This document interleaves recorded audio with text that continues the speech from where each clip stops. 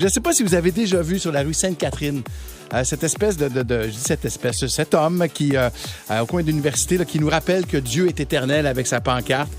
Et je ne sais pas qu'est-ce qui a passé par la tête, mais Jordan Dupuis a eu envie de rencontrer, et je suppose de comprendre pourquoi ce gars-là était là, qu'est-ce qu'il faisait. Ben oui, exact. Je viens vous parler à chaque 2-3 semaines de ces vidéos-là, de ces immersions que je décide de faire dans votre quotidien. Et ce gars-là, il s'appelle Jean-Christophe Messier, il a 36 ans, il est coin Université et Sainte-Catherine. Vous l'avez probablement, très jeune, probablement déjà vu. Il est là debout avec sa pancarte « Jésus-Christ éternel » avec des écouteurs sur les oreilles, tout juste au coin du Centre Eaton. Et il me fait beaucoup réagir depuis plusieurs années. Il est là, il parle à personne, il est debout, seul contre la marée de gens. Mais pourquoi il te fait réagir? Mais parce que moi, étant un gars homosexuel dans la trentaine, qui boit, qui fume à l'occasion, qui fait tout ce que la Bible veut pas qu'on fasse. T'as l'impression que t'es un peu... J'ai l'impression qu'il me remet dans ma face mes péchés. Donc, là, je suis en vélo, je cherche un sujet, je me dis, je passe devant, je me dis, ben, il est là, mon sujet. Ce gars-là, on ne lui parle jamais. On veut savoir c'est quoi ce gars-là. C'est quoi ce gars-là? C'est qui ce gars-là? Donc, je lui ai posé la question. T'es qui, toi? Qu'est-ce que tu fais dans la vie?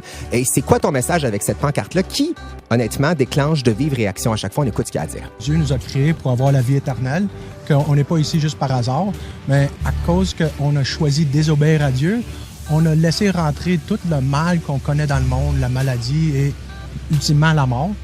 Donc, c'est un message quand même d'un bateau qui va couler. Donc, pour lui, en fait, on est des péchés et des pécheurs et c'est possible de racheter ses péchés. Et ici, parce que j'ai écouté ta capsule, Jordan, et ce que j'ai compris, c'est que tu es une des raisons pour lesquelles le bateau coule. Je suis 3/4 du bateau. Moi puis ma gang, ma gang du Gay Pride, on est pas mal les raisons que...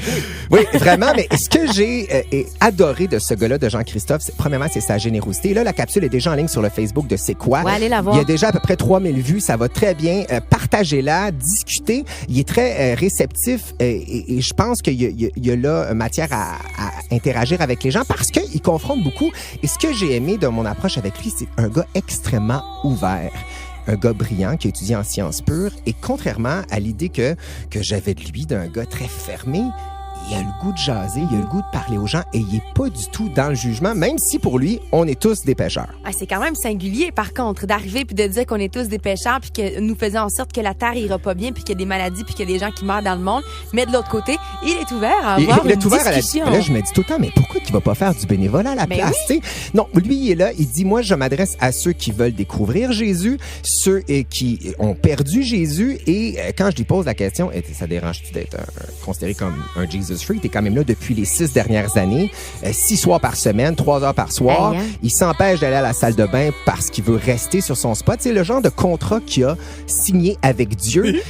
Il dit, pour moi, c'est une fleur de me traiter de Jesus Freak parce que, je parle à ceux qui aiment Dieu et ceux qui l'aiment pas, le découvrent à travers moi. Et là, il y a toujours des écouteurs et je termine là-dessus, des gros écouteurs sur ses oreilles. On se demande tout le temps, c'est quoi là-dedans? Moi, j'étais sûr que c'était de la musique religieuse du 18e siècle. Pas en tout, c'est ça qui joue dedans. Parce que on sait que Dieu va dans les raves. Exactement. C'est du gros techno. Et sache, Corinne, que je lui ai posé la question, t'allais-tu des raves? Parce qu'avec ça, je me dis, ça sent le tieston à Bédène. Il me dit, écoute, je n'y suis pas allé, mais je sais que j'aurais pu tomber en amour avec les raves. Encore, personnage fascinant. Donc, si vous le croisez sur la rue, arrêtez de lui jaser ou du moins, éveillez votre regard à ces personnages. Il s'appelle Jean-Christophe Messier. Allez lui parler, effectivement, parce qu'il le dit lui-même. La réaction qui caille plus, c'est l'indifférence des gens. Exactement. Il a envie que vous lui parliez, peu importe votre réaction là-dessus.